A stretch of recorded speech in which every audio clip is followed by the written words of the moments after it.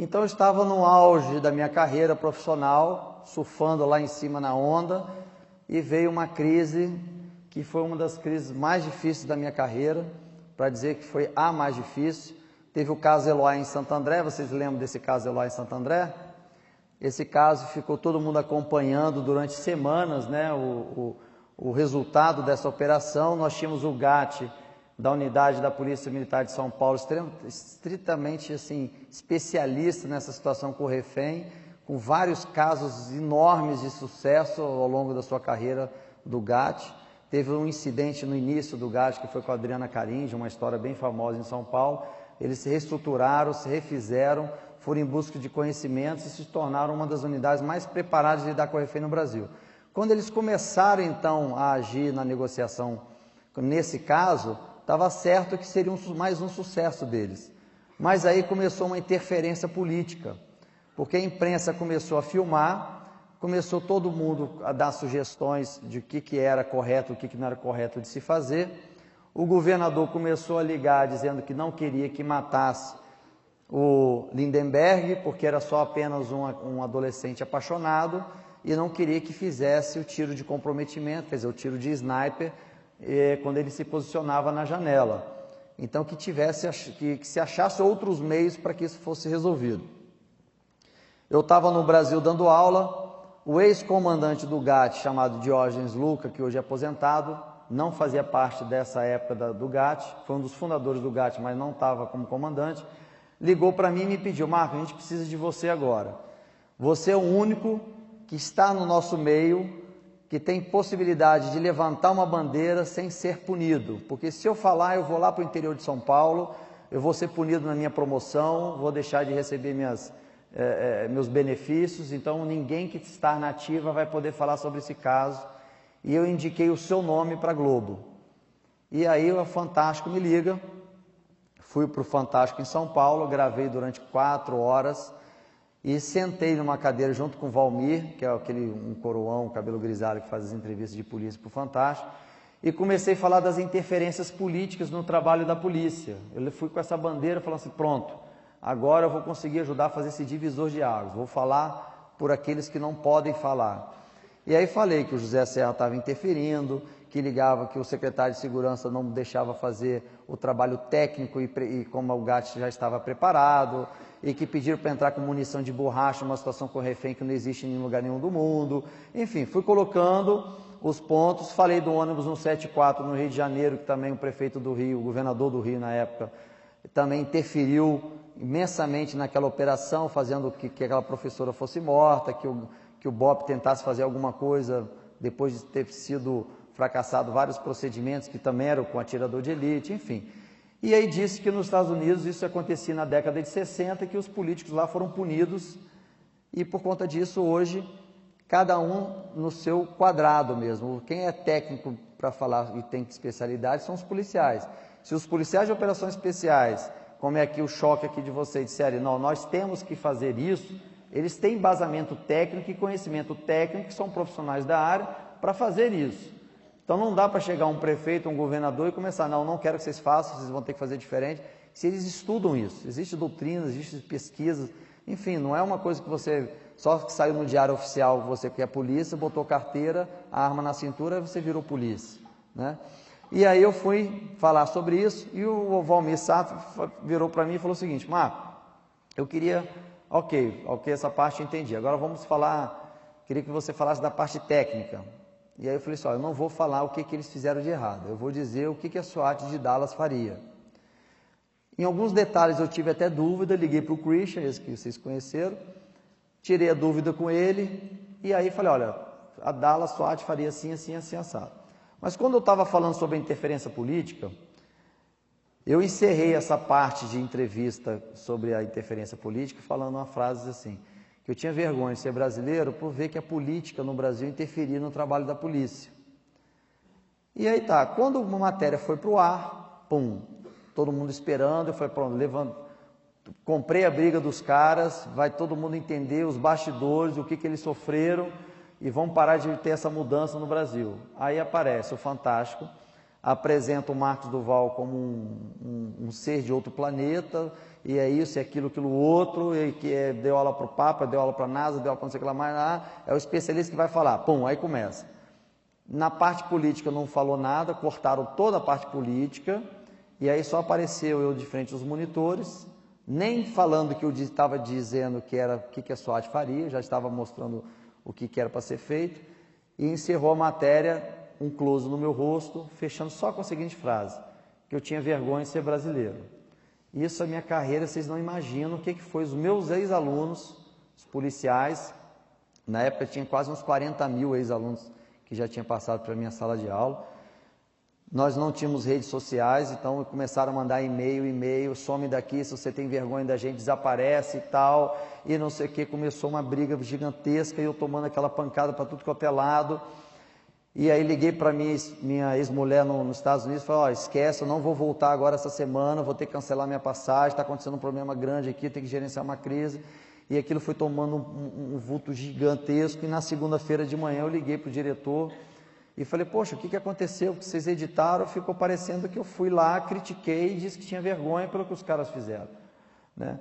Aí o diretor falou, pô, Duval, desculpa, por questão de tempo, nós tivemos que tirar o tempo e tal, reduzir o tempo, né? Justificou, mas não explicou. E ele falou o seguinte, inclusive o programa da Ana Maria Braga quer você lá para falar sobre as suas opiniões. Eu falei, não vou de jeito nenhum, o que vocês fizeram comigo, eu não vou aparecer mais em programa nenhum e tal. E aí ele falou assim, não, mas é ao vivo, você pode ter liberdade de falar lá o que você quiser, se eles permitirem. Aí, pronto, o programa me ligou, peguei um voo, fui para o Rio de Janeiro no Projac. Cheguei no Projac, o diretor falou assim, o programa é ao vivo, fica à vontade para falar.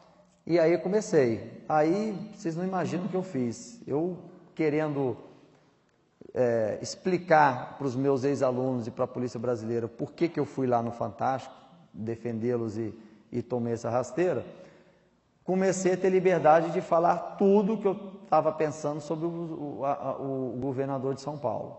E falei muito, mas falei demais, até demais. E aí era para eu estar num bloco, acabei ficando nos 3 blocos. Aí saí assim, palma lavada, falei, pronto. Poxa, consegui agora explicar para os policiais que eu estava em defesa deles, não contra eles. Aí o diretor do programa me chama e falou, Duval, eu acho que você vai ter alguns problemas aí, porque o telefone não para de tocar aqui e você acho que foi sincero até demais. Você está preparado para segurar a pancada que vai vir aí e tal? E na minha cabeça eu estava assim... expliquei para o meu meio policial que era a bandeira que eu queria. E esse ex-comandante do GAT me ajudando, divulgando. Duval estava lá na nossa ajuda, eu que pedi para que ele fosse no Fantástico e tal. E aí, resumindo, uma coisa é uma audiência do Fantástico num domingo à noite, outra coisa num programa da Ana Maria Braga numa terça de manhã. Então, primeiro eu peguei públicos diferentes, uma audiência totalmente diferente, mas eu achei que eu tivesse... resolvido aquilo ali, e falei, pronto, depois vão entrar em links e vão ver o meu objetivo, o que eu quis. Aí veio uma pancada, vocês não imaginam, de cima para baixo, do meio político para cima de mim. E aí 1 hora depois do que eu saí do programa na terça-feira, vem Reinaldo Azevedo e escreve esse blog, quem é o suposto especialista da SWAT. E aí eu comecei a me questionar, poxa, um blogueiro de política, o que ele está falando sobre segurança pública? Por que esse cara está falando isso? E nesse texto, muitos aqui já devem ter visto, se botar no Google vai aparecer, infelizmente ainda, porque eu estou com um processo na justiça ainda rolando, esse é o número do processo que está rolando, que eu entrei contra a Veja. Ele diz que SWAT não existia, que eu era uma farsa, que meu centro de treinamento era falido, que já tinha dado aula só para uns gatos pingados, que inclusive o GAT de São Paulo já tinha me rejeitado, e resumindo isso, que SWAT não existia, que era um fake. Só que quando eu fui para essa matéria no Fantástico, a Globo já fez uma matéria comigo lá em Dallas, então a Globo Internacional já esteve comigo na SWAT lá, então ela não tinha dúvida sobre isso. Mas o que aconteceu? As pessoas que sentiram muita raiva do que viram no programa Fantástico, pegaram esse blog e começaram a usar como uma arma, e começaram a usar contra mim. E eu comecei a ser bombardeado com isso, para tudo quanto é lado que vocês não podem imaginar. ao ponto de eu cancelar essa minha volta para os Estados Unidos e comecei a entrar num processo complicado de crise, não só no centro de treinamento, mas pessoal. Porque vários cursos começaram a ser cancelados, as pessoas que trabalhavam comigo começaram a ser rejeitadas, gente que usava a camisa começou a botar fogo da camisa do CAT, programações que nós tínhamos ao longo do ano de instrução foram todas canceladas, porque todo mundo pegou esse único blog como uma verdade absoluta. E eu falei, pô, não é possível, as pessoas, já tinha Google, as pessoas vão entrar no Google e vão ver que existe SWAT, vão ver que eu estou lá trabalhando. E as outras imprensas começaram a ligar para Dallas SWAT, querendo saber se eu estava lá mesmo, quem era eu, se era verdade, se eles existiam, se eu estava lá dando aula mesmo. Enfim, resumindo, nenhuma outra imprensa viu que isso era verdade. Ficou só um único blog. E aí eu comecei a me perguntar por que ele apareceu do nada para me desmoralizar. Aí esse ex-comandante do GAT, ele falou uma frase que eu levo até hoje. Ele fala o seguinte: Marco, se você não pode quebrar os seus argumentos, como não tem condições de quebrar seus argumentos técnicos, eles vão quebrar o argumentador. Então, falando que você é uma farsa, tudo que você diz passa a ser mentira, passa a ser irreal. Então, você perde a sua credibilidade. E aí, eu acabei descobrindo, tem grandes amigos na polícia, que acabou me mandando uma foto recente dos dois juntos. E aí que eu fui entender. Falar, então pera um pouquinho. Então, Reinaldo Azevedo e o antigo governador de São Paulo são amigos. Então, ele criou esse blog para me destruir, porque eu estava num programa ao vivo metendo o pau no governo dele, metendo o pau nele. Não imaginava que eu estivesse mexendo com algo tão pesado e tão duro. Antes eu tivesse ficado só negociando com meus ex-alunos, tentando me explicar lá. E o que mais me chamava a atenção era exatamente isso, das pessoas acreditarem nisso, né? Acreditarem na verdade dele, né? E aí comecei uma crise familiar. Uma delas, a minha filha, lá nos Estados Unidos, no meu escritório em casa. Essa é minha filha Carol. Peraí. E aqui eu ficava me dedicando 24 horas do meu tempo, tentando responder e-mails, mandando documentos, mandando a carta da NASA, mandando meus documentos de trabalho dos Estados Unidos e tal. Vou passar rápido aqui porque é difícil.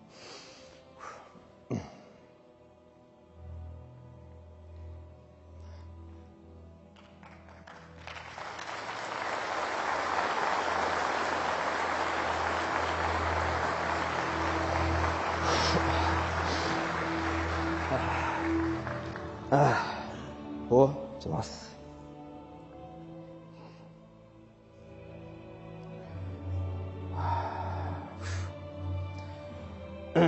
E aí fui perdendo a convivência com a minha filha e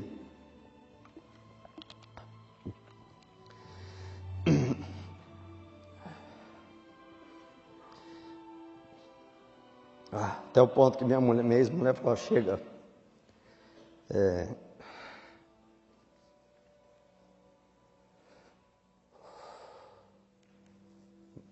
Para mim não vai dar mais e estou voltando para o Brasil.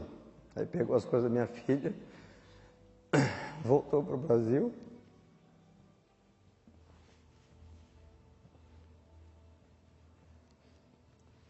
Gente, desculpa, né?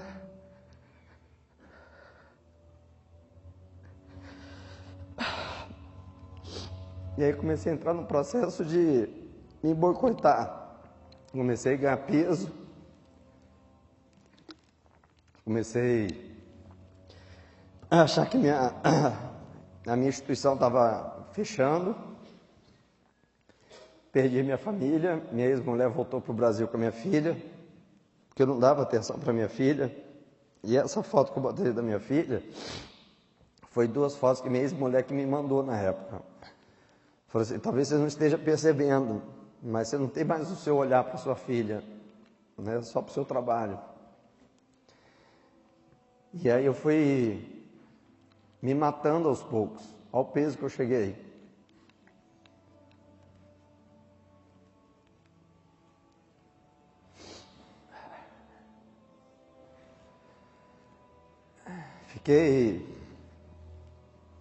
Fui lá no fundo do poço e comecei assim, quem que pode ajudar, né? De repente, no auge da carreira, com as mais boas intenções de ajudar a polícia no Brasil, eu tomei uma rasteira que me chegou a fazer isso daí. Aí, a equipe da SWAT falou assim, não, Marcos, você não está sozinho, nós vamos te ajudar. E o Christian, aquele que desligou o telefone na cara, dizendo que não tinha o que aprender com a gente, ele juntou os líderes do time e falou assim, estamos montando uma série de documentos para você e estamos mandando um vídeo para você espalhar aí no Brasil. E aí mandou esse vídeo. Pode aumentar aí, então.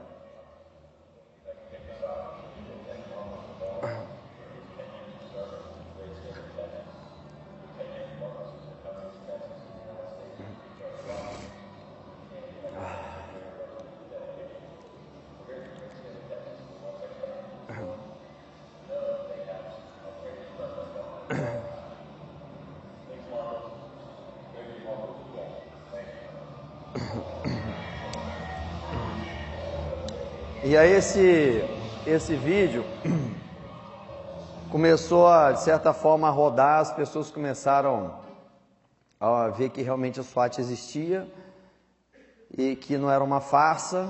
Quer dizer, se os líderes da SWAT estavam dizendo obrigado, Marcos, por estar aqui, isso foi em 2009, eu já estava lá há 10 anos, e isso foi uma das ferramentas, fora os documentos que eles iam mandando para todo mundo que questionava.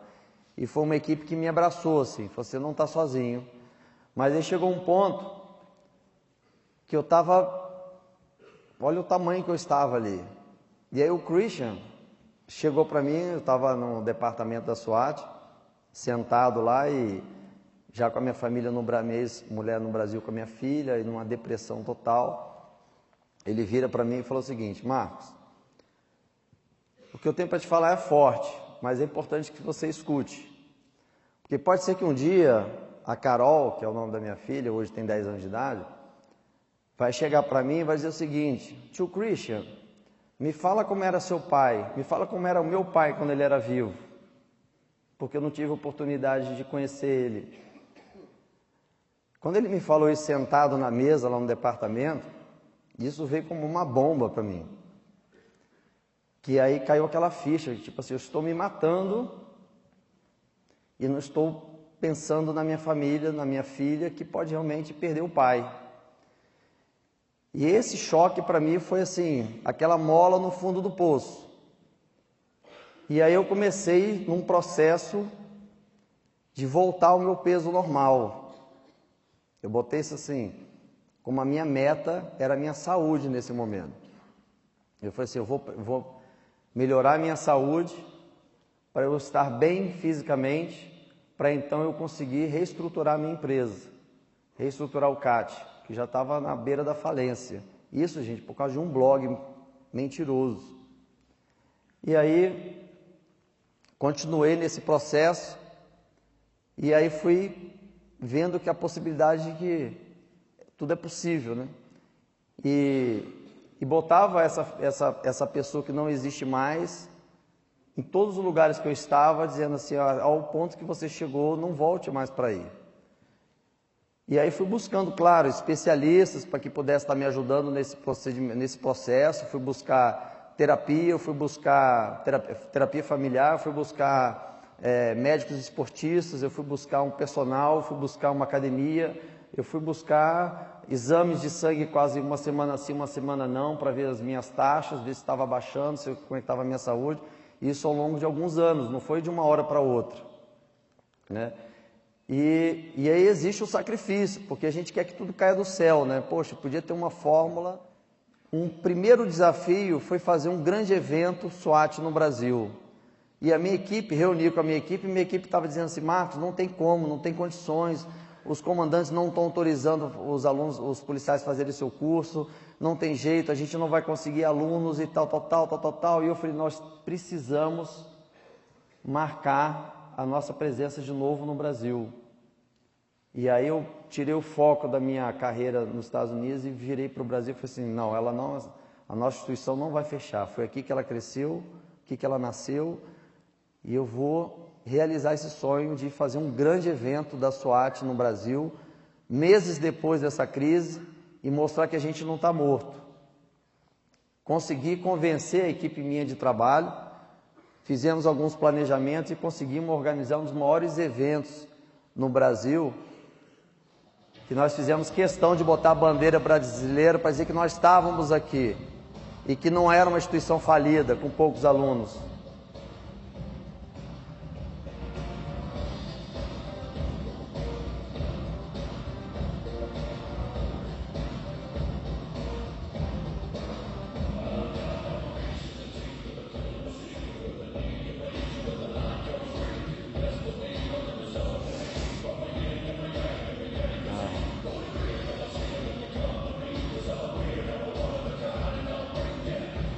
Conseguimos reunir num curso inédito quase 300 pessoas, custeando do próprio bolso para fazer esse curso, com todo o histórico que nós estávamos enfrentando. E foi mais um grande curso que ficou na história, e recebemos muito feedback dos policiais que participaram, de como eles estavam comprando a ideia daquele blog. Né? Como é que eles compraram a ideia daquele blog sem se questionar.